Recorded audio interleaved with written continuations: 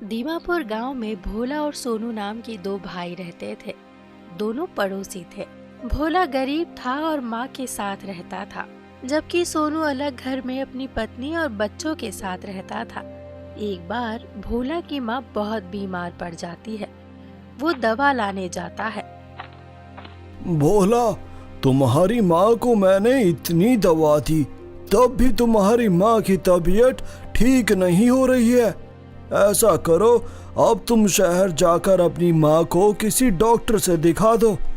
तब तक मैं कुछ दवा दे देता हूँ। भोला वैद्य जी के यहाँ से दवा लेकर निकलता है और चलते चलते सोचता है, मेरे पास इतने पैसे कहाँ हैं कि मैं माँ को शहर ले जाकर इलाज कराऊं। साहूकार भी अब कर्ज नहीं देगा। वही सड़क के किनारे बैठकर एक बुढ़िया जामुन बेच रही थी। उसके जामुन बहुत ही बड़े बड़े और रसीले थे। माई, जामुन तो बहुत अच्छे हैं, 5 रुपए की जामुन दे दो ना। आओ बेटा, खाओ, बहुत ही अच्छे जामुन है, मेरे पेड़ के हैं। तुम बड़े उदास लग रहे हो बेटा, क्या बात है? मेरी माँ की तबीयत बहुत खराब है, उसे शहर ले जाकर इलाज कराना है। मेरे पास इतने पैसे नहीं हैं। उदास मत हो बेटा, सब ठीक हो जाएगा। बुढ़िया अपनी टोकरी से जामुन का एक बीज निकालकर भोला को देती हुई, ये बीज अपने आंगन में लगा देना, तुम्हारा भला होगा, तुम्हारा सब दुख दूर हो जाएगा। भोला उस बीज को लेकर आता है और आंगन में लगा देता है। दूसरे दिन सुबह जब पानी डालने जाता है तो देखता है कि एक छोटा सा पौधा निकल आया है। अरे, कल ही बीज लगाए और आज ही पौधा निकल आया, इतनी जल्दी? फिर तो ये पेड़ भी बहुत जल्दी बड़ा हो जाएगा। सचमुच 5 दिनों के अंदर ही वो पेड़ बड़ा हो जाता है और 7वें दिन सुबह सुबह भोला देखता है कि उसमें बड़े बड़े और रसीले जामुन फले हुए हैं। इतनी जल्दी इस पेड़ में जामुन भी लग गए? बुढ़िया माई ने बड़ा ही चमत्कारी बीज दिया था। अब मैं इन जामुनों को बाजार में बेच सकता हूँ। भोला एक टोकरी में जामुन तोड़ लेता है। उसमें से कुछ जामुन अपनी माँ को खिलाता है। ये जामुन तो बहुत ही रसीले और स्वादिष्ट है, तू इसे बाजार में बेचा, अच्छी कीमत मिलेगी। भोला बाजार में जाकर जामुन बेचता है। सचमुच उसके जामुन हाथों हाथ बिक जाते हैं। उसकी अच्छी कमाई होती है। वो खुश होकर घर आता है। पड़ोस में रहने वाला उसका भाई सोनू जब देखता है कि भोला जामुन बेचकर अच्छी कमाई करके लाया है तो उसे ईर्ष्या होती है। इसने जामुन के पेड़ लगाए और इतनी जल्दी जामुन फलने भी लगे और इसकी कमाई भी अच्छी हो गई। कहीं इसे जादुई जामुन का पेड़ तो नहीं मिल गया? इसी तरह कई दिन गुजर जाते हैं। उस पेड़ पर रोज नए जामुन लगते हैं और भोला उन्हें बाजार में बेचता है। इस तरह उसकी रोज अच्छी कमाई हो जाती है। वो शहर जाकर माँ का इलाज करवाता है और उसकी माँ भी ठीक हो जाती है। एक दिन, बेटा, अब मैं अच्छी हो गई हूँ और अच्छे खासे पैसे भी जमा हो गए हैं। मैं चाहती हूँ कि तेरी शादी कर दूँ। मैं बूढ़ी हो गई हूँ, अब मेरा क्या ठिकाना। घर में तेरी पत्नी आ जाएगी तो मुझे भी चैन मिलेगा। माँ, इतनी भी जल्दी क्या है? थोड़े पैसे और जमा करने दो और ये लो, आज की कमाई भी रख दो। सोनू चुपके से खिड़की के पास खड़े होकर उन दोनों की सारी बातें सुन लेता है और ये भी देख लेता है कि माँ ने पैसे कहाँ रखे हैं। इसका मतलब है कि इन लोगों ने बहुत सारे पैसे इकट्ठा कर लिए हैं। अब मुझे कुछ करना पड़ेगा।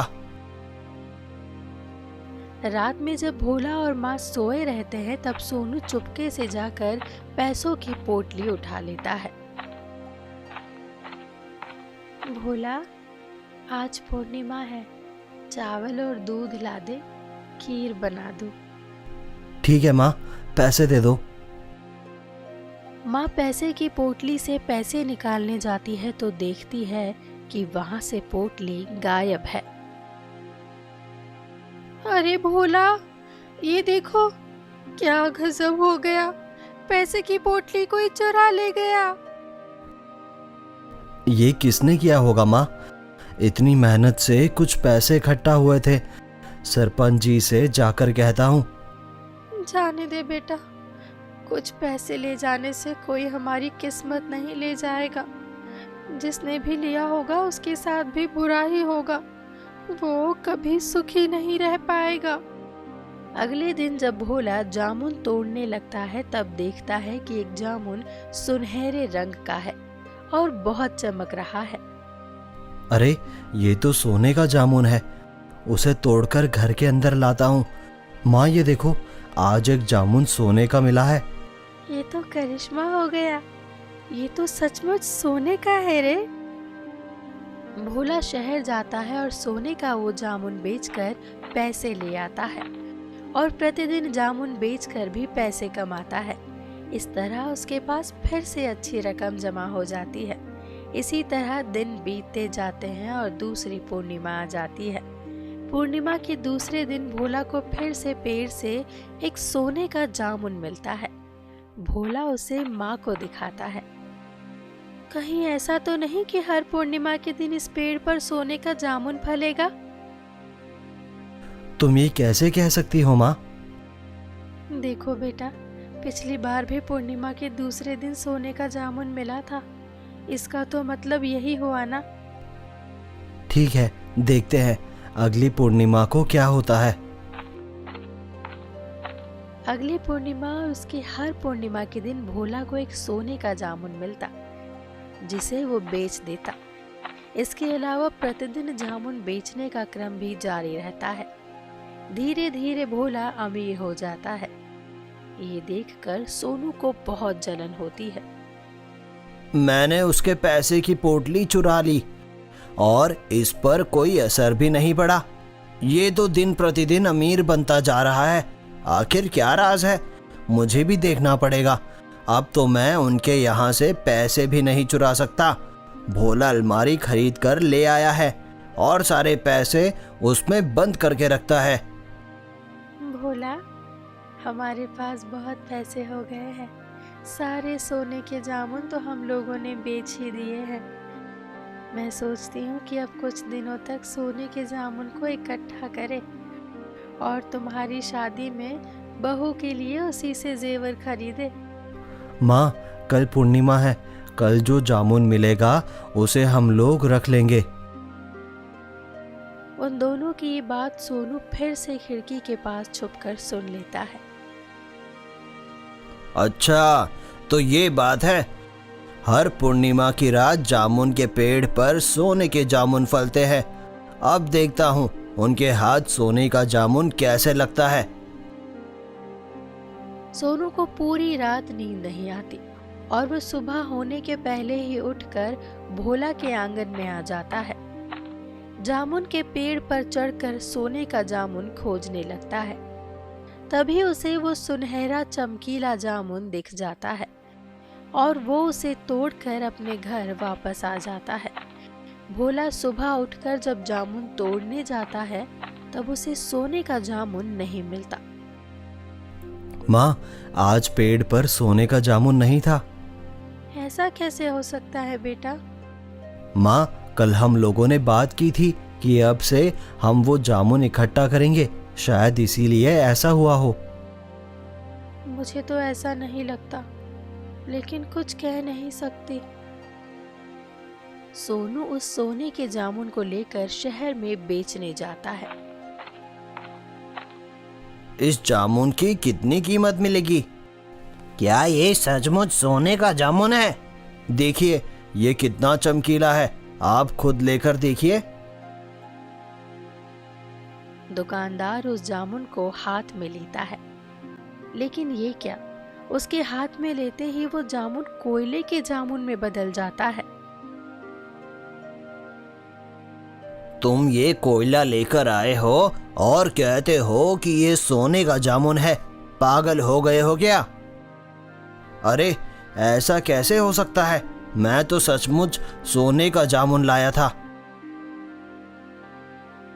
सोनू अपना सिर पीट लेता है कि ये क्या हो गया, उसे कुछ समझ नहीं आता। समय बीतता है और अगली पूर्णिमा भी आ जाती है। लगता है उस दुकानदार का हाथ ही खराब था। इस बार मैं फिर से सोने का जामुन भोला से पहले तोड़ लूंगा और दूसरे दुकानदार के पास बेचूंगा। पेड़ पर चढ़कर फिर से वो सुनहरा जामुन तोड़ने लगता है। जैसे ही वो जामुन तोड़ता है, वो सुनहरा जामुन अंगारे में बदल जाता है और उसका हाथ जल जाता है। बाप रे, मैं मर गया, बचाओ बचाओ। रोता चिल्लाता सोनू किसी तरह पेड़ से नीचे उतरता है। उसकी आवाज सुनकर भोला और माँ भी वहां आ जाते हैं। भोला अपने जले हुए हाथ को लेकर चिल्लाता रहता है, अरे ये तुझे क्या हुआ? माँ, मुझे माफ कर दो माँ, मुझे मेरे कर्मों का फल मिल गया माँ। ये क्या कह रहे हो भैया, क्या हुआ? भोला मेरे भाई, ये देखो मेरा हाथ जल गया। भोला जल्दी से दवा लेकर सोनू के हाथ में लगाता है और उसे पट्टी बांधता है। तुम जितने अच्छे हो भोला, मैं उतना ही बुरा हूँ। मैंने ही पिछली बार तुम्हारे सोने के जामुन चुराए थे, इस बार फिर चुराने आया था तो मेरी ये हालत हो गई। भैया, अगर आपको जरूरत थी तो मुझसे मांग लेते, मैं कभी ना नहीं कहता। मुझे माफ कर दे मेरे भाई, माँ मुझे माफ कर दो, मैं ऐसा काम फिर कभी नहीं करूँगा। बाप रे, मेरी जलन बढ़ती जा रही है, लगता है मुझे हॉस्पिटल जाना होगा। सोनू के बार बार माफी मांगने पर माँ और भोला उसे माफ कर देते हैं। भोला सोनू को अस्पताल लेकर भी जाता है और उसका इलाज करवाता है। कुछ ही दिनों के बाद भोला की शादी हो जाती है और वो अपने परिवार के साथ सुखी जीवन बिताने लगता है।